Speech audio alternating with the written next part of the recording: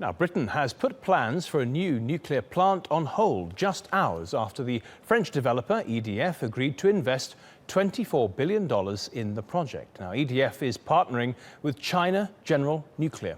Last year, the UK announced it would welcome Chinese investment into the nuclear energy business, but the business secretary now says the government will consider carefully before backing it.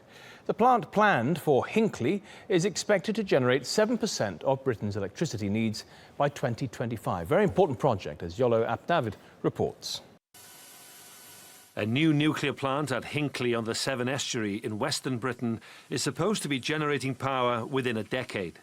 Almost 60 years since the first reactor was built at the Hinkley site, the planned new generation of nuclear plants in the UK are already struggling with financial and political problems. It's not certain that it'll get built because it still has to be financed.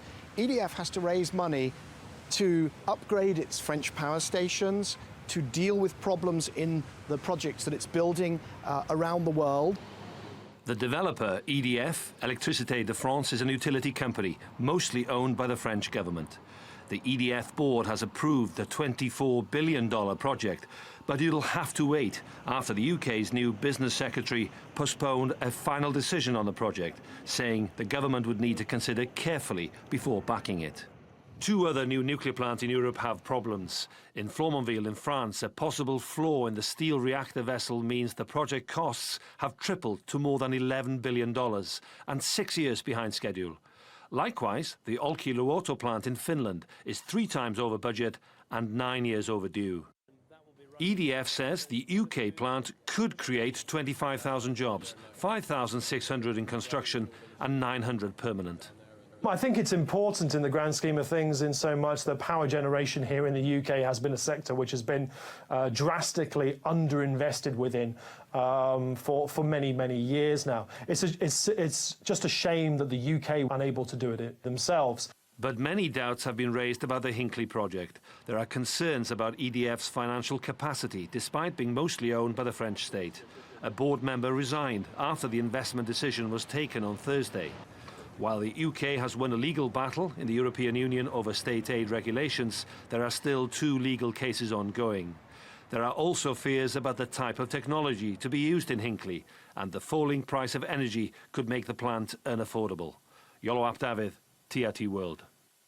And Iolo joins us in the studio now. Iolo, you've actually been to Hinkley, and we've got it up on the wall behind us. Just take us through it very quickly. That's the old power plant, the first one that's built there on the left. The one that's still operational for the time being is the one you can see in the middle of the frame now. That'll be operational for a few more years. The new one is supposed to be to the right there, on that level ground, which they've already started clearing the ground for. Yeah, well, it's argued that that is absolutely essential to keep the lights on in Britain. So what's going on? Why are they stopping it? Is it the cost? We're talking about $24 billion, and the precedent suggested in your report there that often it's overspending that really does a damage. Well, bewildering, bonkers, chaos. Some of the words that have been accused, leveled towards the government today, because the GMB union, who say this is a bewildering decision by the UK government, also the Labour opposition. But what's changed probably is that there's a new government post-Brexit in the UK. And probably they're thinking, OK, the board of EDF have made this decision, but they're still worried about the cost. And it's always been politically, financially,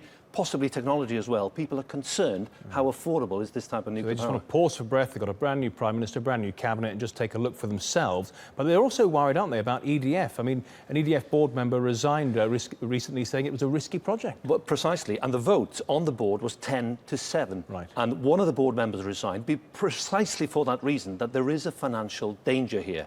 Already, they're talking about bringing in Chinese investments. So if the EDF board is not really convinced about the cost of this, the problems with other new nuclear builds in France and in Finland as well, where Areva and EDF, both of them mostly state-owned by France, if they're not convinced, well, who can So it's a business decision, but also a political one. What about the Chinese? You mentioned them. Does that still rankle in England? I think that there is a concern in Europe whether the Chinese coming in, the Chinese General Nuclear Power Company, will invest a third of this $24 billion. But of course, the reason why they're coming in, which was much heralded by the former Chancellor, the former Prime Minister, before the Brexit vote last year, is because they want to come in and build a new nuclear power station in England on the eastern coast. So there are concerns about that because really, what does it mean in terms of technology, jobs, investments for the future in Britain, but also the rest of Europe? OK, Iolo, thank you very much for that. We'll keep an eye on this story over the coming months.